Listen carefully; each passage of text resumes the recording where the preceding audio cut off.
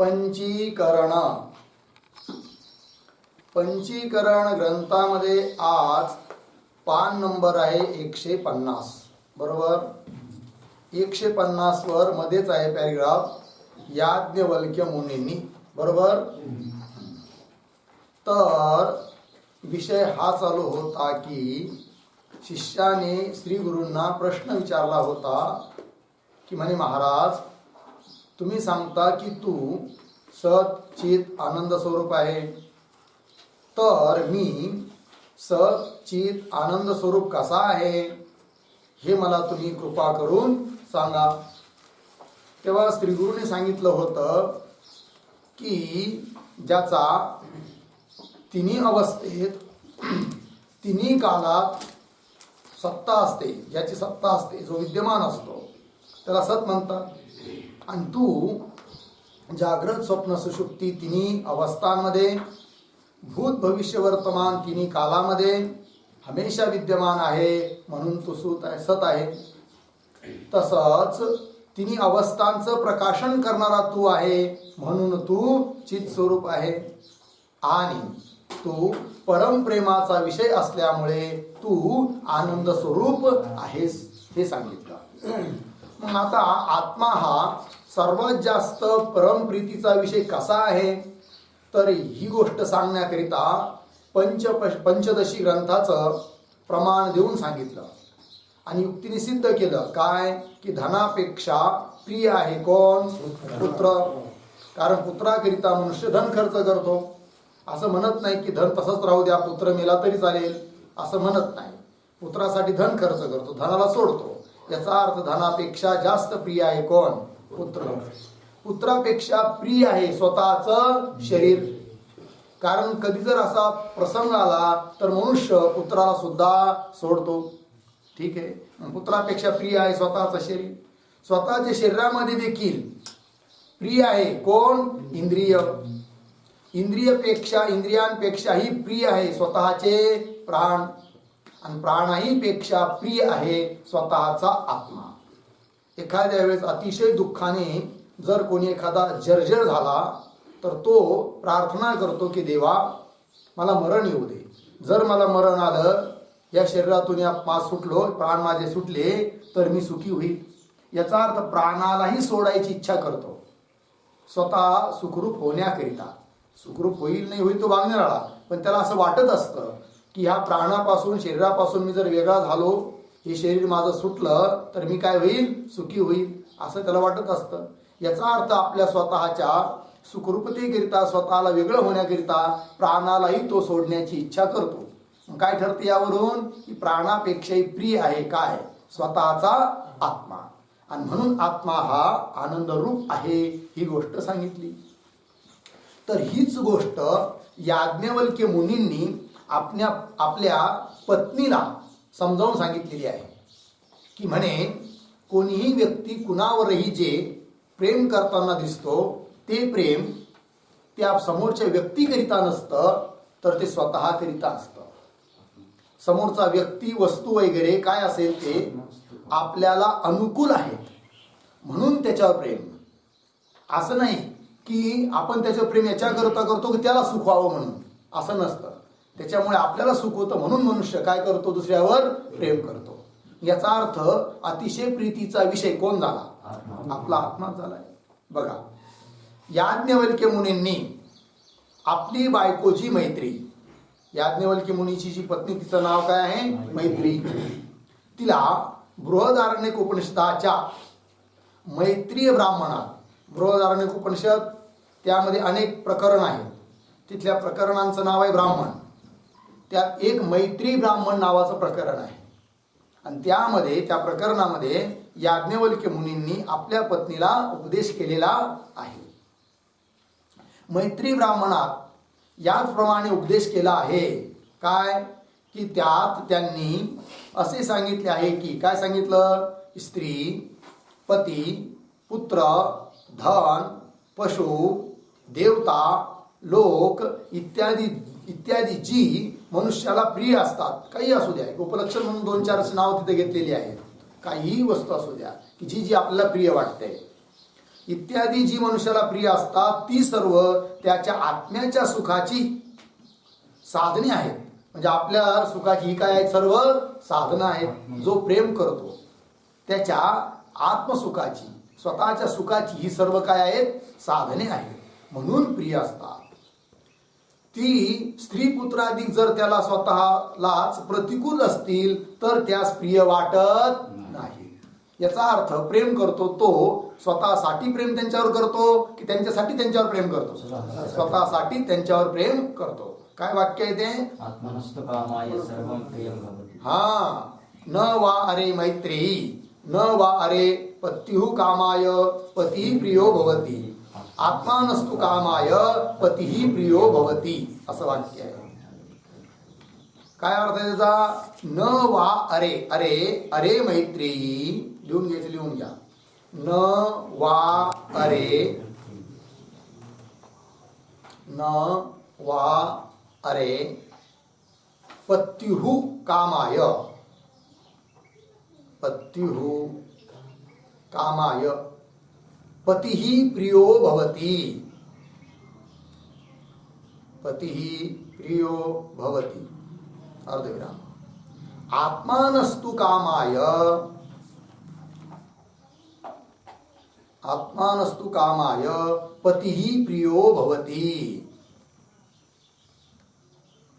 पतिही प्रियो भवति. झालं? अशा अर्थाचे खूप तिथं वाक्य आहेत. 2-3 वाक्य तुम्ही लिहून घेऊ शकता. एक झालं. दुसरा, न वा अरे, न वा अरे जाया येई कामाय, जाया येई कामाय जाया प्रिया भवति. जाया प्रिया भवति. आत्मानस्तु कामाय, आत्मानस्तु कामाय जाया प्रिया भवति. जाया प्रिया भवति. हे दुसरं झालं. अजून एक लिहूया. न वा अरे, न वा अरे पुत्राणां कामाय, पुत्राणां कामाय पुत्राः प्रियाः भवन्ति. पुत्राः प्रियाः भवन्ति. आत्मानस्तु कामाय पुत्राः प्रियाः भवन्ति. आत्मानस्तु कामाय पुत्राः प्रियाः भवन्ति. बृहदारण्यक उपनिषद 4, 5, 6 असा तिथला नंबर आहे. 4, 5, 6. 4था अध्याय, 5वा ब्राह्मण, 6वा मंत्र. अर्थ पहा. पहिला अर्थ, पहिलं वाक्य आहे न वा अरे. अरे संबोधन आहे. याज्ञवल्क्य मुनी म्हणतात आपल्या पत्नीला अरे, अरे मैत्री. काय? पत्युः कामाय पतिही प्रियः न भवति. पतीच्या कामासाठी, पतीच्या सुखासाठी पती प्रिय नसतो. मग आत्मानस्तु कामाय, आपल्या कामासाठी, आपल्या सुखासाठी पतीही प्रियो भवति. स्त्रीला पती प्रिय असतं की नाही? पतीच्या सुखासाठी तिला पती प्रिय नसतो. मग आपल्या सुखासाठी पती प्रिय असतो. बरोबर? त्याच्याच उलट तिकडून नाही करा. न वा अरे जायाई कामाय, अरे मैत्रेयी जायाई, जाया म्हणजे मतलब म्हणजे स्त्री, पत्नी. तर पत्नीच्या सुखासाठी पत्नी प्रिय नसते. मग आपल्या सुखासाठी पत्नी प्रिय असते. आपल्याला सुख देते, आपल्याला अनुकूल आहे म्हणून पत्नी काय वाटते? प्रिय वाटते. बरोबर? आत्मानस्तु कामाय जाया प्रिया भवति. त्याचप्रमाणे न वा अरे मैत्री, अरे मैत्री पुत्राणां कामाय, पुत्रावर मनुष्य प्रेम करतो. पुत्रावर प्रेम करतो ते पुत्राणां कामाय पुत्राः प्रियाः न भवन्ति. पुत्रांच्या सुखासाठी पुत्र प्रिय नसतात. मग आत्मानस्तु कामाय, आपल्या सुखासाठी पुत्र प्रिय असतात.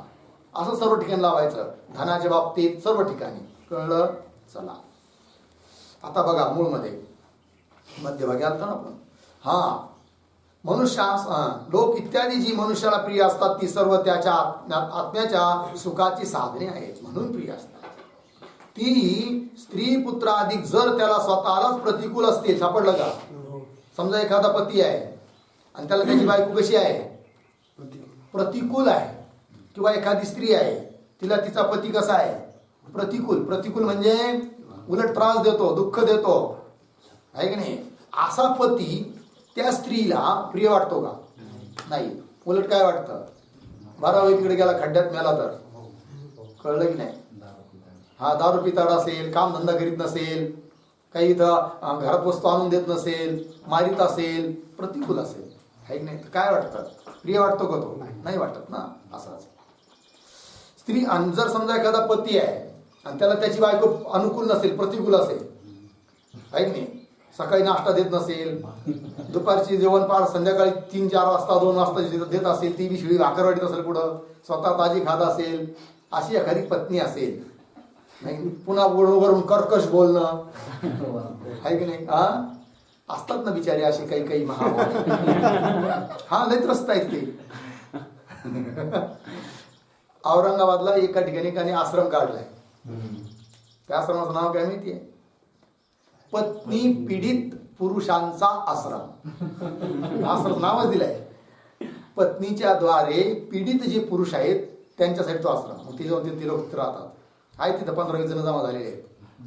त्यांच्या रोज गप्पा त्याच चालतात. तुझी पत्नी तुला काय त्रास देती आणि तुझी पत्नी तुला काय त्रास देत होती. बिचारे येऊन राहिले आश्रमात. चला, म्हणून प्रिय असतात. ती स्त्री पुत्र आदी जर त्याला स्वतःलाच प्रतिकूल असतील तर त्यास प्रिय वाटत नाही. यावरून आपला स्वतःचा आत्माच सर्वापेक्षा अधिक प्रिय आहे. यावरून सिद्धांत काय ठरतो की सर्वात जास्त प्रेमाचा विषय कोण असतो? आपला आत्माच असतो. कळलं?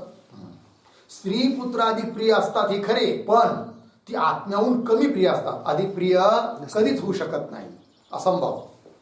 या कारणामुळे आत्मा आनंदरूप आहे असे स्पष्टपणे अनुभवास येते. यावरून काय ठरतं? आत्मा कसा आहे? आनंद स्वरूप आहे. कळलं? मग कदाचित कोणी म्हणेल का हो आत्मा जास्त प्रिय असतो, आत्म्यापेक्षा जास्त प्रिय दुसरं कोणीच नसतं. कधी कधी उदाहरण जगात अशी दिसून येतात. पहा काय की एखादी मुलगी आणि मुलगा त्यांचं प्रेम असतं आणि त्यांचं बिघडलं, आहे की नाही?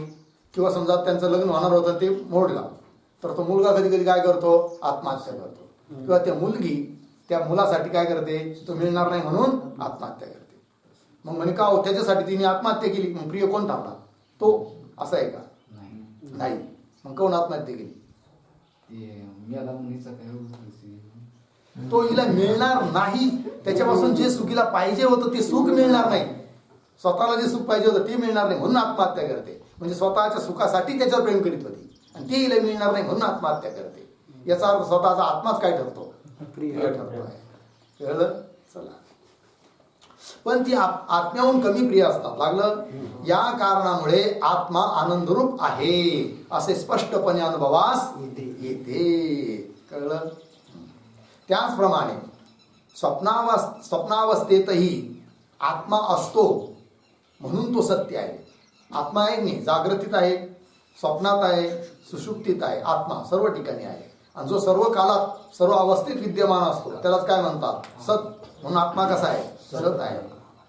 स्वप्नावस्थेतही आत्मा असतो म्हणून तो सत्य आहे. तो स्वप्नात जाणतो. आता बघा, आता चिद्रूप सांगू राहिले. आत्मा चिद्रूप कसा आहे? तर तो स्वप्नावस्थेत विद्यमान आहे म्हणून सत, आणि स्वप्नावस्थेला जाणतो म्हणून चित. तो स्वप्नात जाणतो आणि जागा झाल्यावर स्वप्नात जे काही पाहिले असेल ते सर्व बोलून दाखवतो. जर त्याने स्वप्नात अनुभव घेतला नसता तर जागा झाल्यावर त्याला बोलून दाखवता आलं असतं का? नाही, पण दाखवतो ना. याचा अर्थ स्वप्नात त्याने त्या स्वप्नातल्या पदार्थांना जाणलं आहे. लागलं की नाही? अर्थात त्याचं प्रकाशन केलं आहे. अर्थ आत्मा कसा ठरला? मग चित स्वरूप.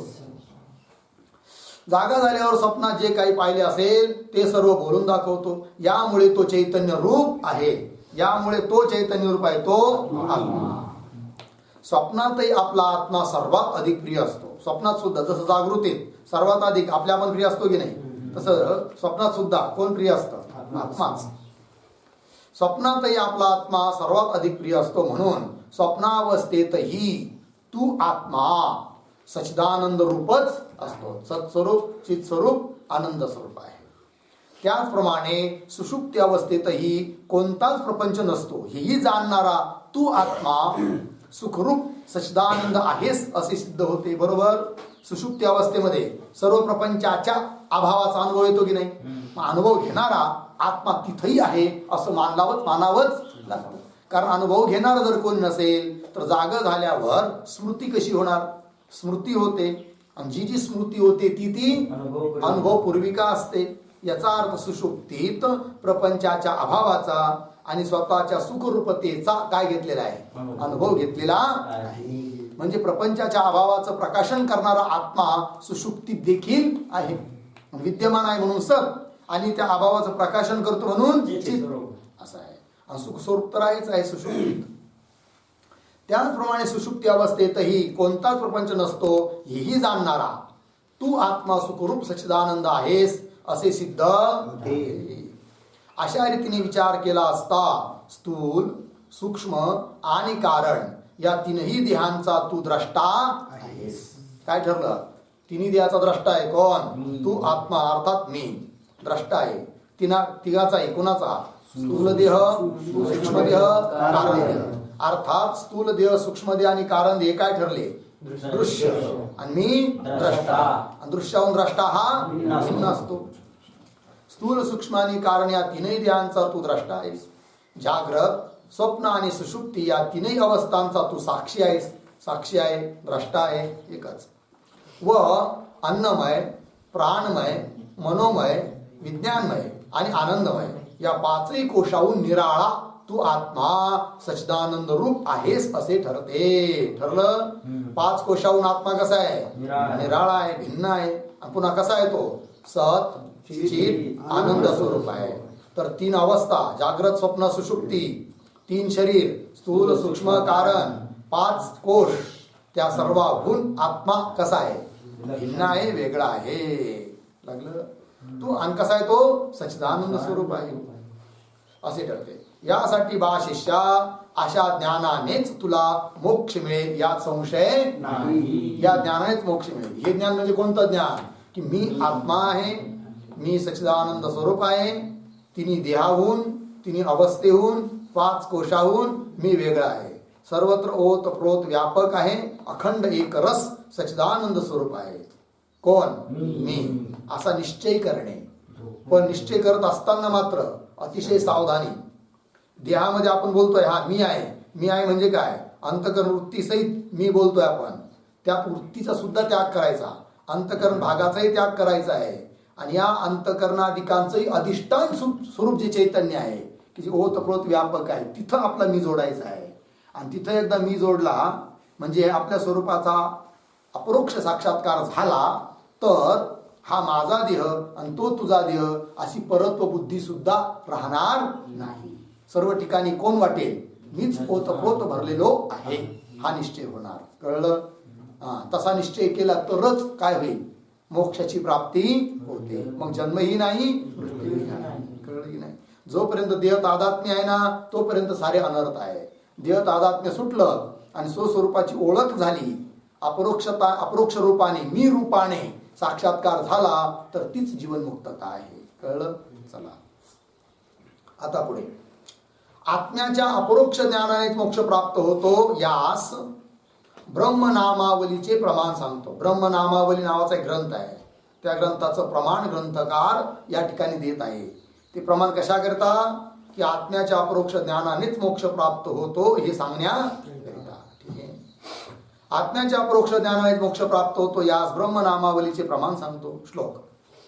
अहम साक्षी यो विद्या, अहम साक्षी यो विद्या, विच्चैवं पुनः पुनः, विच्चैवं पुनः पुनः, स एव मुक्तः सो विद्वान्, स एव मुक्तः सो विद्वान्, इति वेदान्त डिण्डिमः, इति वेदान्त डिण्डिमः.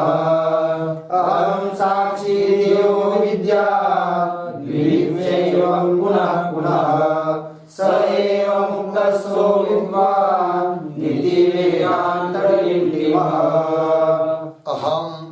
साक्षी इति यह विद्या विविच्य एवं पुनः पुनः सह एव मुक्तः सह विद्वान इति वेदांत डिंडिमः अन्वय एवं पुनः पुनः विविच्य एवं पुनः पुनः विविच्य यह अहम साक्षी इति विद्यात् अहम साक्षी इति विद्यात् ठीक है नीचे सह विद्वान सह एव मुक्तः इति वेदांत डिंडिमः इति वेदांत डिंडिमः ठीक है अर्थ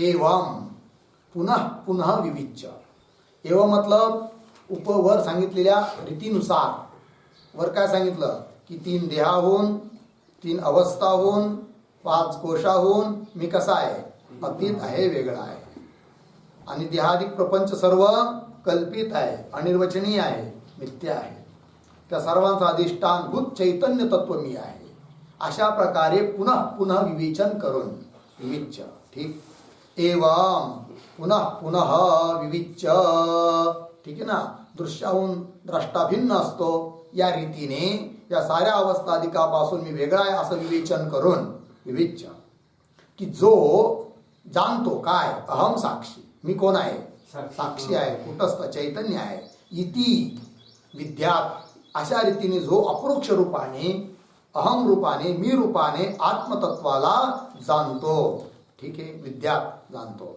स विद्वान तोच विद्वान विद्वान म्हणजे ज्ञानी तोच ज्ञानी आहे स एव मुक्त तोच मुक्त आहे तोच जीवन मुक्त आहे इति वेदांत डिंडिम असा वेदांताचा उद्घोष आहे म्हणजे वेदांत शास्त्र नगारा वाजून दौंडी पिटून ही गोष्ट सांगत आहे ठीक आहे जी इति वेदांत डिंडिमा अगला अर्थ चला अर्थ वर सांगितलेल्या रीतीने 3 देह 3 अवस्था पंचकोश झालं 3 देह झाले 3 अवस्था झाल्या 5 कोश पुन्हा आणखीन भोक्ता आणि भोग्य मी भोक्ता आहे ही बुद्धी ही माझं भोग्य आहे ही बुद्धी इत्यादी सर्वांचे वारंवार विवेचन करून या सारांचं काय करायचं आहे विवेचन करणं म्हणजे काय हे सर्व मी नाही माझे नाही हे माझे धर्म नाहीत आहे मी या सर्वांचा साक्षी आहे प्रकाशक आहे चैतन्य रूप आहे मी पूर्वी होतो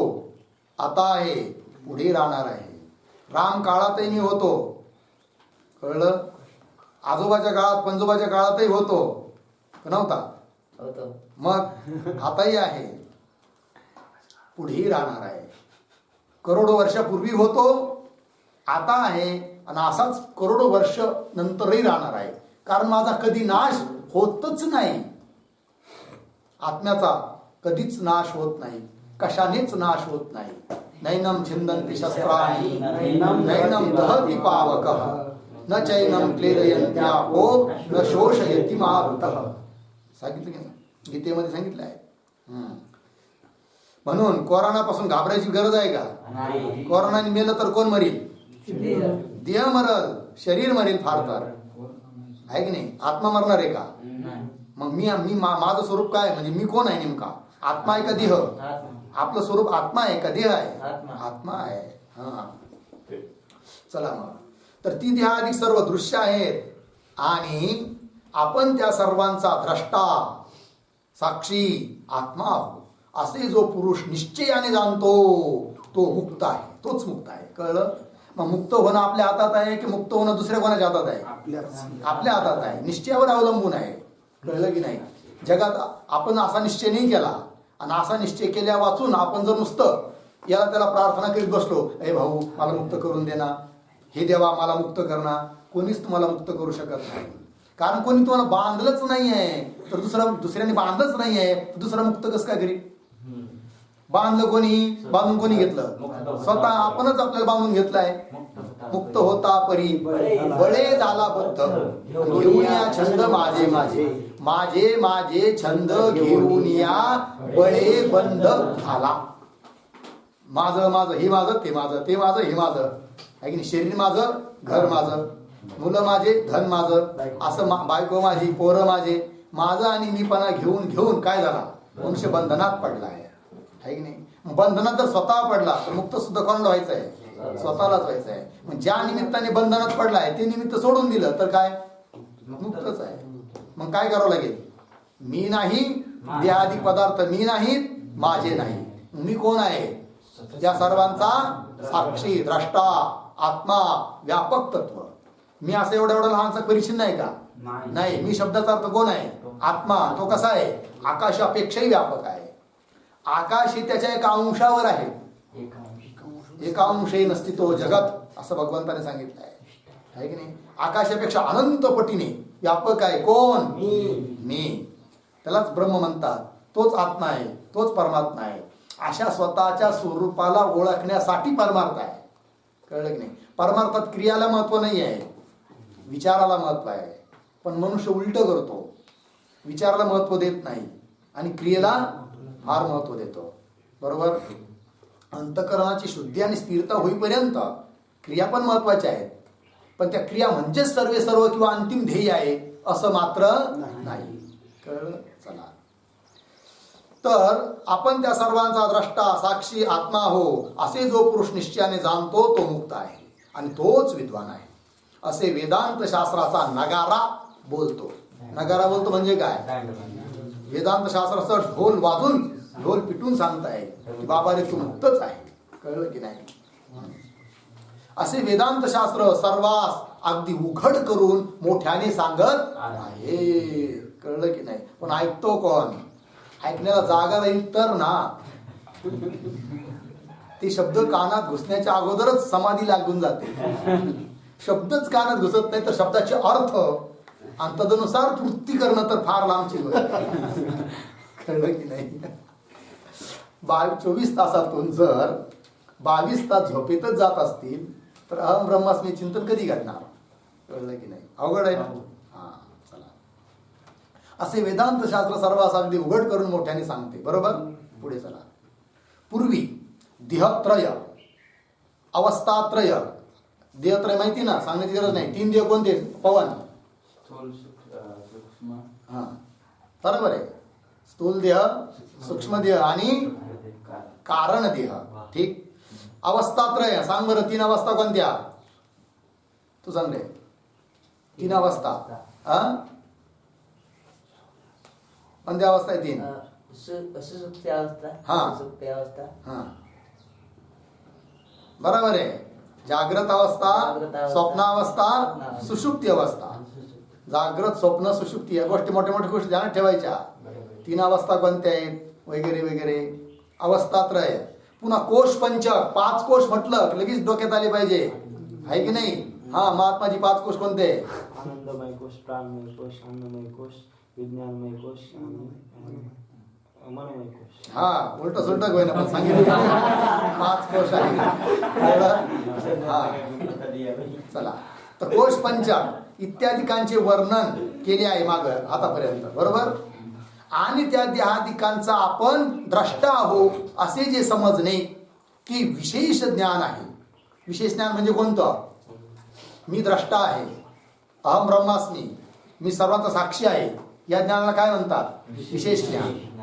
विशेष ज्ञान आहे असे सांगितले. पण ती विशेष ज्ञान वृत्तीजन्य असल्यामुळे ते विशेष ज्ञान सुद्धा कसं आहे वृत्तीजन्य आहे. जसं घटाकार वृत्ती अयम घट अयम पट ही जशी एक वृत्ती आहे त्याप्रमाणे अहम ब्रह्मास्मी ही सुद्धा एक प्रकारची काय आहे वृत्तीच आहे. कळलं. पण ते विशेष ज्ञान वृत्तीजन्य असल्यामुळे म्हणजे मनाच्या वृत्तीत उत्पन्न होत असल्यामुळे अंतःकरणाची जी वृत्ती त्या वृत्तीतच उत्पन्न होतं ना काय विशेष ज्ञान. त्याचा आकार अहम ब्रह्मास्मी वृत्तीत उत्पन्न होत असल्यामुळे परिच्छिन्न. ध्यान द्या पंक्ती पहा. मनाच्या वृत्तीत उत्पन्न होत असल्यामुळे परिच्छिन्न व विस्मृत होण्यासारखे आहे की नाही. सापडलं का. तर तिथं थोडा बदल आहे. वृत्तीत उत्पन्न होत असल्यामुळे परिच्छिन्न व नाशवान आहे असं पाहिजे. विस्मृत होण्यासारखे 2 शब्द काढून टाका.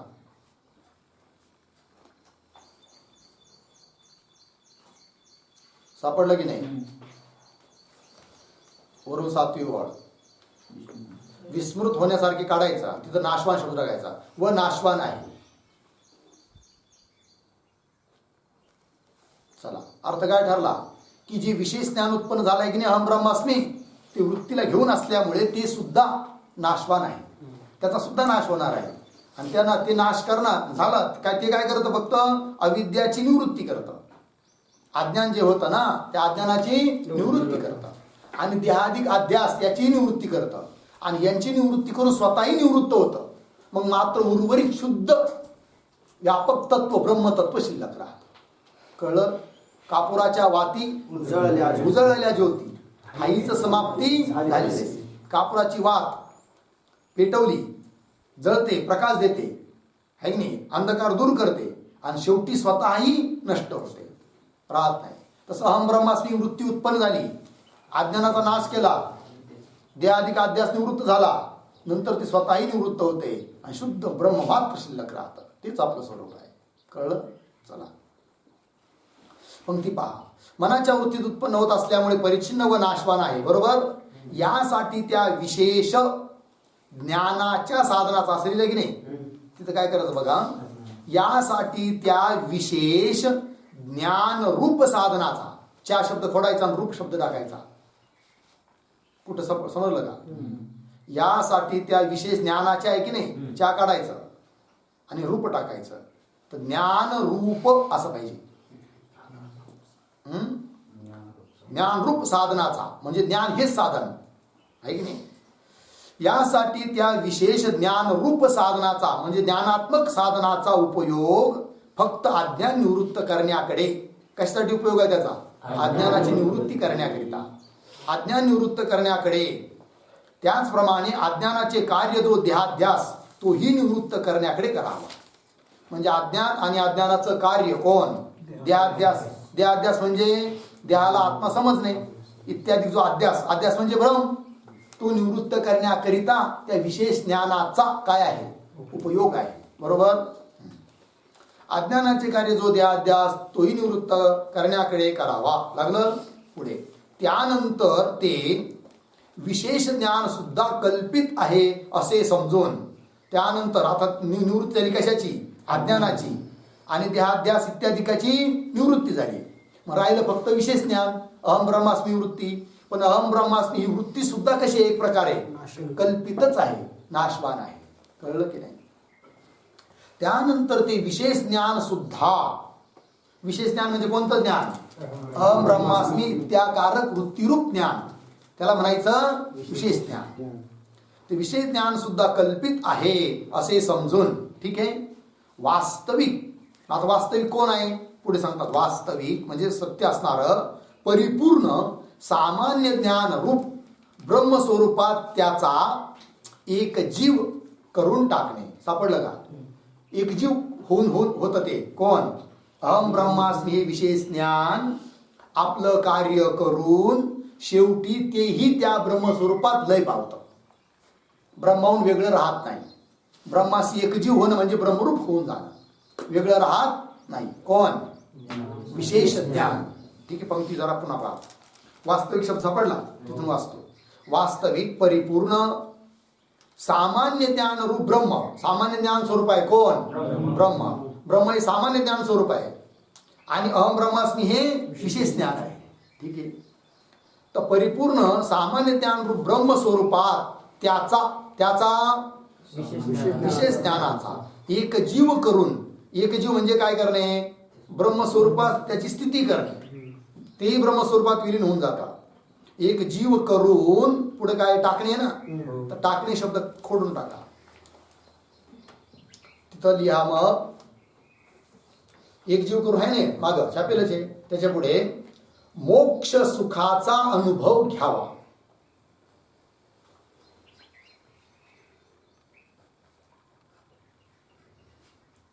मोक्ष सुखाचा अनुभव घ्यावा. ठीक आहे. आता वाक्य पहा, पुन्हा वाचतो. वास्तविक परिपूर्ण सामान्य ज्ञानरूप ब्रह्मस्वरूपात त्याचा एक जीव करून मोक्ष सुखाचा अनुभव घ्यावा. तेच मोक्ष सुख आहे, त्याचा अनुभव घ्यावा. पुढे हेच मोक्षाचे साधन आहे. आणि हे जे आहे ना असं करणं, हेच काय मोक्षाचं साधन आहे, ब्रह्मरूप होऊन जाणं. यासाठी विशेष ज्ञान रूपच चौथा महाकारण देह आहे. 3 देह आतापर्यंत सांगितले, 3 देह सर्वांना माहीत पण आहे. आणखी एक देह आहे चौथा, महाकारण त्याला म्हणतात. आणि तो कोणता आहे? ही जी विशेष स्वरूपाचं ज्ञान आहे ना, हाच देह, त्याला म्हणायचं महाकारण देह. विशेष स्वरूपाचं ज्ञान म्हणजे कोणतं? अहम ब्रह्मास्मी इत्याकारक वृत्तीरूप जे विशेष ज्ञान, त्याला म्हटलं जातं महाकारण देह. ठीक आहे. यासाठी विशेष ज्ञान रूप चौथा महाकारण देह आहे अशी कल्पना करून त्याचे गुरु निरूपण करतात. चौथा जो महाकारण देह आहे विशेष ज्ञान, त्याचं निरूपण करतात, विवेचन करतात गुरु चौपाईच्या माध्यमातून. 19 नंबरची चौपाई वाचूया. चौथो महाकारण देह ज्ञान स्वरूप.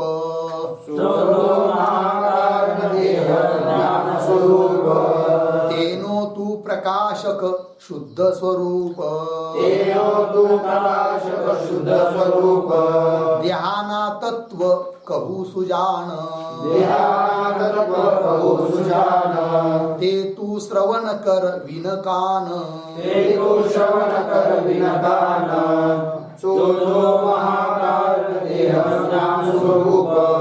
तेनो तु प्रकाशक शुद्ध स्वरूप.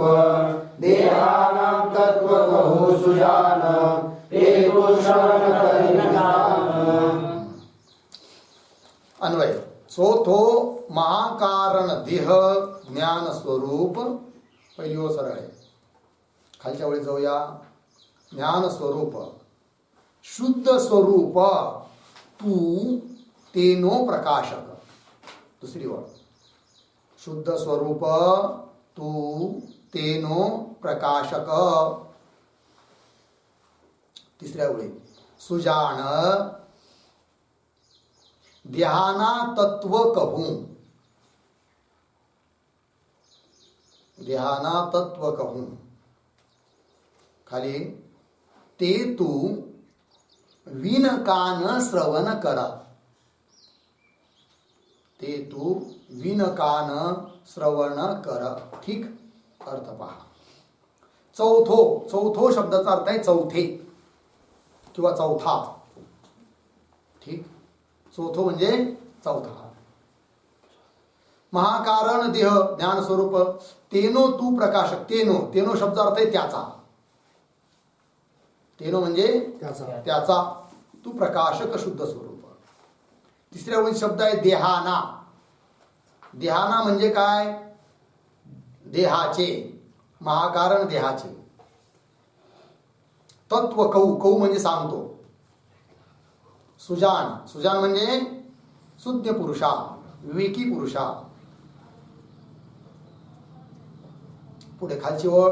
ते तू श्रवण कर विनकान. विनकान म्हणजे, विनकान म्हणजे सांगा ना, कोण सांगताय? विनकान. विनकान म्हणजे काना वाचून. विनकान म्हणजे काय? काना वाचून. अर्थ आहे त्याचा, काना वाचून. आता अन्वय झाला, अर्थ बघा आता. चौथा महाकारण देह कसा आहे? ज्ञान स्वरूप आहे. ज्ञान स्वरूप. ज्ञान हेच त्याचं स्वरूप आहे. ठीक आहे. पुढे शुद्ध स्वरूप तू. श्रीगुरु सांगतात शिष्याला, शुद्ध स्वरूप असा जो तू तेनो प्रकाशक. तेनो म्हणजे त्याचा. प्रकाशक आहे त्याचा. महाकारण जो देह आहे वृत्त्यात्मक ज्ञान, त्याचाही तू प्रकाशक आहे. असा शुद्ध स्वरूप तू आहेस. कळलं? बर. पुढे देहाना सुजान म्हणजे हे सुज्ञ पुरुषा, हे विवेकी पुरुषा, हे शिष्य. देहाना तत्व कहू. त्या महाकारण देहाची सुद्धा काही तत्व आहे, ते मी तुला सांगतो. कहू म्हणजे सांगतो. ठीक आहे. पण ते तू ऐक. कशा ऐक? ते तू विनकान श्रवण कर. मात्र ते तू काना वाचून ऐक. आणि काना वाचून कसं काय ऐकायचं हो? तर काना वाचून ऐकणं म्हणजे काय याचं विवेचन स्वतः खाली ग्रंथकार करणार आहे, तिथं होणार आहे. ठीक आहे. तर चला, तर ही झाली चौपाई. या अर्थाची मराठीतून लिहून घ्या. चौथा महाकारण देह ज्ञान स्वरूप. चौथा महाकारण देह ज्ञान स्वरूप.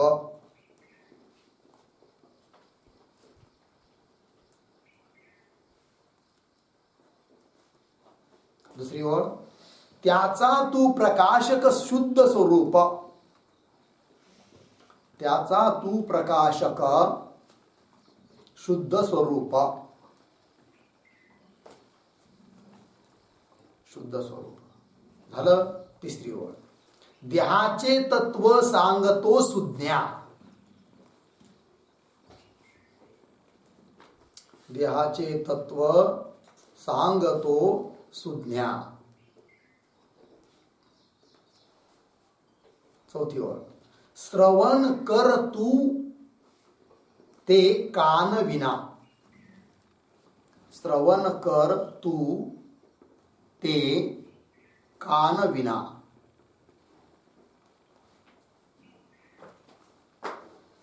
झालं. चला खाली जाऊया. टीका. तीन देहाच्या अपेक्षेने हा चौथा आहे असे म्हणतात. त्याला चौथा देह का म्हणायचं, तर मागचे तीन देह झाले, त्या दृष्टिकोनातून हा चौथा देह. कोणता? महाकारण देह. त्याचं स्वरूप काय? ज्ञान स्वरूप. ठीक आहे. विशेष ज्ञान, अहम ब्रह्मास्मी इत्याकार वृत्तीरूप ज्ञान, हाच महाकारण देह आहे. ठीक आहे. तीन देहाच्या अपेक्षेने हा चौथा आहे असे म्हणतात. पुढे, अज्ञान व तत्कार्य रूप जो देहाधिक प्रपंच. अज्ञान आणि अज्ञानाचं कार्य प्रपंच. ठीक आहे. पंक्ती पहा. अज्ञान व तत्कार्य. तत्कार्य अज्ञान कार्यरूप जो देहाधिक प्रपंच, त्याच्या पूर्ण निवृत्तीचे हा देह मोठे कारण आहे. अज्ञान आणि अज्ञानाचा कार्य जो प्रपंच, त्याच्या निवृत्तीकरिता हा एक मोठं कारण आहे. कोण? महाकारण देह. म्हणून याला काय म्हटलंय? कारण. कारण आहे तो. कशासाठी? अज्ञान आणि प्रपंचाच्या निवृत्तीसाठी कारण आहे, म्हणून त्याला म्हणायचं कारण. आणि मग देह का म्हणायचं? तो सुद्धा शेवटी लीन होतो ब्रह्मस्वरूपामध्ये, विलीन पावतो, नाशवान आहे, म्हणून त्याला म्हणायचं देह. महाकारण देह. ठीक आहे. चला. प्रपंच त्याच्या पूर्ण निवृत्तीचे हा देह मोठे कारण आहे. मोठे आहे म्हणून महाकारण. मोठे कारण आहे म्हणून त्यास महाकारण देह म्हणतात. लागलं. पुढे, या महाकारण देहाचे रूप ज्ञान आहे. रूप म्हणजे स्वरूप. रूप शब्दाचा अर्थ काय इथं? स्वरूप. शेवटची ओळ. या महाकारण देहाचं रूप, रूप म्हणजे स्वरूप, ज्ञान आहे. बरोबर. म्हणजे काय बरं? ब्रह्मनिष्ठ गुरुच्या द्वाराने वेदांत श्रवणाचे श्रवण. सापडली पंक्ती पहा. ब्रह्मनिष्ठ गुरुच्या द्वाराने. द्वाराने म्हटलंय की नाही, ते खोडून टाका. तिथे लिहा मुखाने.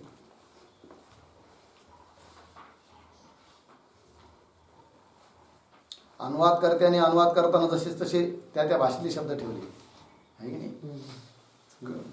चला. म्हणजे ब्रह्मनिष्ठ गुरुच्या मुखाने. ब्रह्मनिष्ठ गुरुच्या मुखाने वेदांत शास्त्राचे श्रवण केल्याने.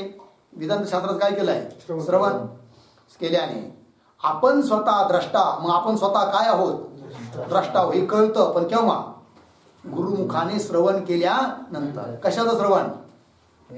वेदांताचं श्रवण. का गुरुने एखादी गोष्ट सांगितली आणि त्या गोष्टीने लगेच ज्ञान होईल असं आहे का? नाही. आणि गुरु जर गोष्ट सांगत असेल तर काही कामाची नाही ती गोष्ट. काय सांगितलं पाहिजे? वेदांत. असं तत्वज्ञान गुरुने दिलं पाहिजे की ज्या तत्वाने काय होईल? मोक्ष प्राप्त होईल. असं ज्ञान दिलं पाहिजे गुरुने. आणि तसंच ज्ञान शिष्याने ऐकलं पाहिजे. पण आजकाल बहुत ठिकाणी काय, शिष्यही ऐकतात जे ज्ञान गुरुकडून, ते मोक्ष देणारं नसतं. आणि गुरुही असं ज्ञान सांगतात की ज्याने मोक्ष मिळत नाही. फार तर काय मिळेल? मुलगा मिळेल, पत्नी मिळेल, पैसा मिळेल. आणि जातात की नाही भरपूर लोक गुरुकडे. गुरुजी काहीतरी करा हो, काहीतरी उपाय सांगा मला की जेणेकरून मला माझं लग्न होईल, किंवा मला मुलगा होईल, किंवा मला धन मिळेल. असा उपाय विचारतात आणि गुरुलोक बी तो उपाय काहीतरी सांगतात. योगायोग त्या उपायाने म्हणा किंवा त्याच्या प्रयत्नाने म्हणा त्याला थोडाफार लाभ झाला तर मग त्यातला काही अंश गुरुलाही भेटतो. गुरुजी तुमच्यामुळे मला एवढा लाभ झाला, तुम्हाला हिरव द्या थोडंसं. आणि जर काही लाभ झाला नाही तर शिव्या पण भेटतात मग गुरुला. कळलं की नाही? चला, पण हे काही गुरु असले गुरुपदाचे वाच्य नाही आहे शास्त्रानुसार. गुरु तोच कोण की जो ब्रह्मनिष्ठ आहे, श्रोत्रिय आहे, कृपाळू आहे आणि शिष्याच्या उद्धाराची तळमळ बाळगणारा आहे, वेदांत शास्त्र शिकवणारा आहे, येणं केनं प्रकारे शिष्याला ब्रह्मज्ञान कसं होईल यासाठी प्रयत्न करणार आहे. त्यालाच काय म्हटलं जातं? गुरु. ठीक आहे जी. चला. आणि म्हणे का हो आम्ही कान फुकलेच नाही, हो तुम्ही फुकले का? आम्हाला फुकायचे होते, तुम्हाला कुठे फुका जरा सांगा ना. भरपूर लोक प्रश्न करतात असा. तुम्हाला भेटले की नाही अशी कोणी? साऱ्या गावात नाही, साऱ्या जगात तेच चालू आहे, कान फुकायचे. आता कान फुकणं म्हणजे काय हे त्यांनाही कळत नाही आणि कान फुकणं म्हणजे काय गुरुलाही कळत नाही. कान फुकणं म्हणजे कानाच्या माध्यमातून त्याला स्वतःची स्वरूप ओळख करून देणं, म्हणजे उपदेश करणं. उपनिषद वाक्यांचा, तत्वमसी इत्यादी महावाक्याचा उपदेश करणं, हे हा खरा मंत्र आहे. हे खरं कान फुकणं आहे. केवळ एखादा मंत्र देणं हे कान फुकणं नाही आहे. ठीक आहे तेवढ्यापुरतं की ते मंत्राला घेऊन बिचारा जप बीप करील, त्याचं अंतःकरण शुद्ध होईल. पण खऱ्या अर्थाने कान फुकणं म्हणजे कोणतं आहे की वेदांत शास्त्र गुरुच्या मुखातून ऐकणं, हे कान फुकून घेणं आहे आणि हे कान फुकणं आहे. कळलं? चला, तसे कान फुकतात. काशीमध्ये कान फुकणारी बसली आहे, माहिती कोण आहे? नाही, काशी विश्वनाथ बाबा सुद्धा कान फुकतात काशीमध्ये. मोक्ष म्हणून काय बरेच लोक काशीमध्ये मरण्याकरता जातात. आणि एक सिद्धांत नियम आहे, काय? काशीला असं वरदान आहे, भगवान शंकराच्या त्रिशूळावर काशी आहे म्हणून पृथ्वीपासून वेगळी आहे. म्हणून तर हरिश्चंद्र राजाला काढून दिलं होतं तेव्हा म्हणे सारं राज्य माझं आहे, फक्त काशीच माझी ह्या राज्यापासून वेगळी आहे, तू तिथं जाऊन धन कमवून माझी दक्षिणा दे, असं म्हटले होते हरिश्चंद्र राजाला. कोण? माहित नाही, विश्वामित्र. कळलं की नाही? जाऊ द्या, तो कथेचा भाग जाऊ द्या. सांगायचं तात्पर्य, काशी ही भगवंताच्या त्रिशूळावर उभी आहे. कळलं? आणि काशीत जो मरतो त्याला मोक्ष मिळतो. म्हणजे कसं काय? म्हणजे काशी मरणाचं महात्म्य, काशीचं महात्म्य आहे. आणि आतापर्यंत आम्ही ऐकलंय ज्ञानादेव तू कैवल्यम, ज्ञानानेच मोक्ष होतो. मग ही संगती कशी लावायची आहे की नाही?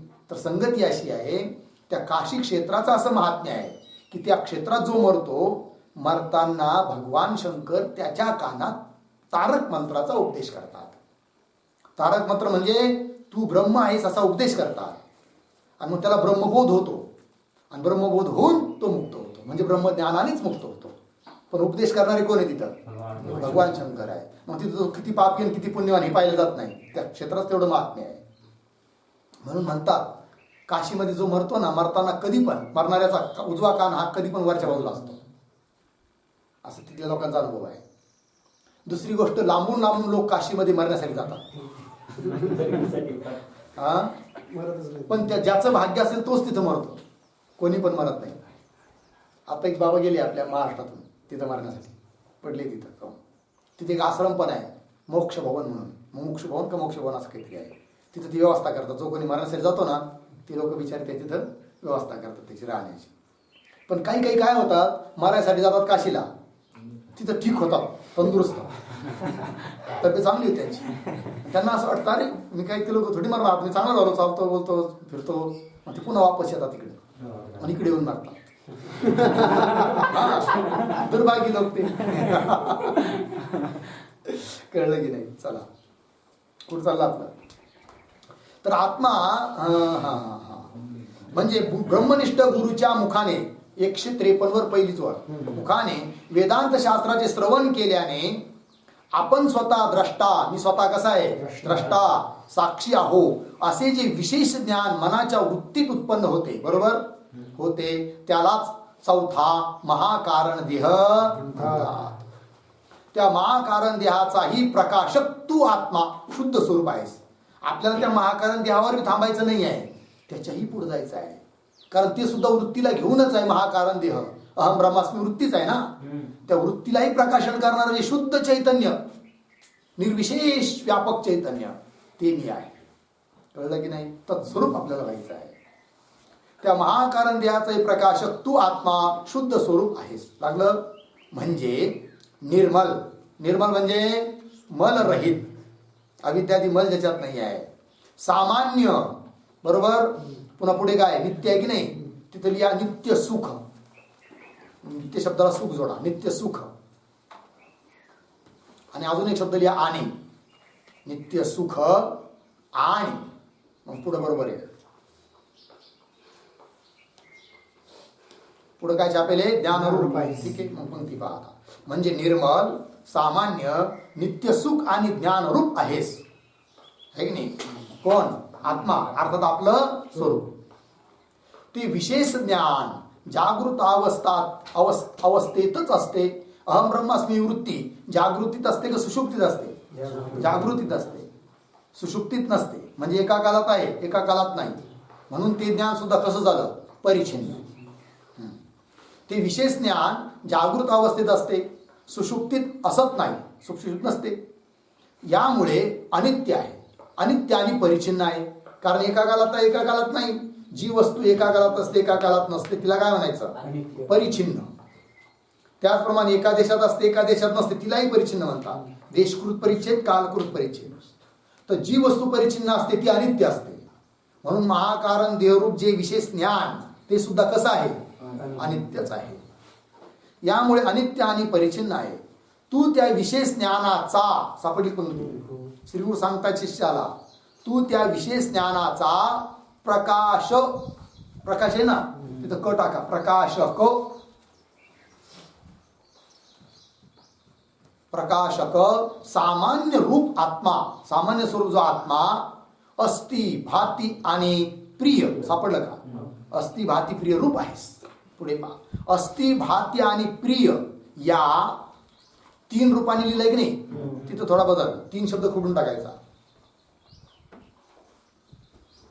पंक्ती पहा कशी वाचतो मी. आणि तिथं रूपा काय शब्द आहे? रूपानी आहे ना, तर रूपाने असं पाहिजे. रूपाने.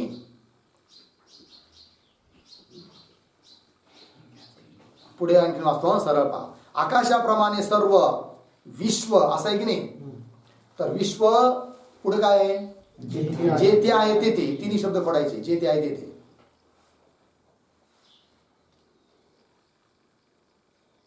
आणि त्याच्या जागेवर एक शब्द टाकायचा मध्ये. विश्वामध्ये असं होईल. मग विश्वामध्ये. पुढे पहा. व्यापून राहिला आहेस. स खोडायचा आहे, बस. आता पंक्ती पहा, पुन्हा वाचतो. यामुळे अनित्य आणि परिच्छिन्न आहे. हा पुढे. तू त्या, सापडलं का? पंक्ती सापडली सर्वांना? तू त्या विशेष ज्ञानाचा प्रकाशक. श्रीगुरु सांगताय शिष्याला, तू त्या विशेष ज्ञानाचा प्रकाशक, सामान्य रूप आत्मा अस्ति, भाती आणि प्रिय या रूपाने, म्हणजे या रूपाने, या स्वरूपाने आकाशाप्रमाणे सर्व विश्वामध्ये व्यापून राहिला आहे. संपूर्ण विश्वामध्ये जसं आकाश व्याप्त आहे की नाही, तर संपूर्ण विश्वामध्ये अस्ति, भाती, प्रिय रूपाने तू व्यापून राहिला आहे. असं पुढे. म्हणून या सामान्य पूर्ण स्वरूपाचा अनुभव घ्यावा. बरोबर. सामान्य असणारं जे पूर्ण स्वरूप, त्याचा काय करायचं आपल्याला? मीच्या रूपाने अनुभव घ्यायचा आहे. म्हणून या सामान्य पूर्ण स्वरूपाचा अनुभव घ्यावा. आणि सापडलं का? त्याच्या पुढे पहा आता थोडं. त्यापासून त्या पूर्व ज्ञानाचा अनुभव घेतल्यावर, एवढं खोडून टाकायचं. त्या पूर्व ज्ञानाचा अनुभव घेतल्यावर खोडून टाका. आता पंक्ती वाचतो.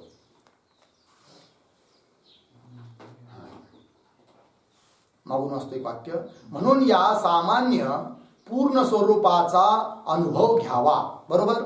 आणि वृत्तीजन्य जे विशेष ज्ञान, बरोबर, वृत्तीजन्य जे अहम ब्रह्मास्मी असं विशेष ज्ञान, ज्याला महाकारण देह म्हटलं आहे, तर वृत्तीजन्य जे विशेष ज्ञान आहे तेच अज्ञानाच्या निवृत्तीचे साधन आहे असे समजावे. ही जी विशेष ज्ञान आहे ना, हेच काय अज्ञानाच्या निवृत्तीचं साधन आहे, अज्ञानाच्या निवृत्तीला कारण आहे. दोन ज्ञान झाले, सामान्य ज्ञान, विशेष ज्ञान. तर अज्ञानाच्या निवृत्तीला कारण कोण? विशेष ज्ञान आहे, सामान्य ज्ञान नाही. ठीक आहे. आता याचा पुढचा विचार आपण उद्या करूया, चालत. ओम पूर्णमदः पूर्णमिदं पूर्णात् पूर्णमुदच्यते पूर्णस्य पूर्णमादाय पूर्णमेवावशिष्यते. ओम शांति शांति शांति.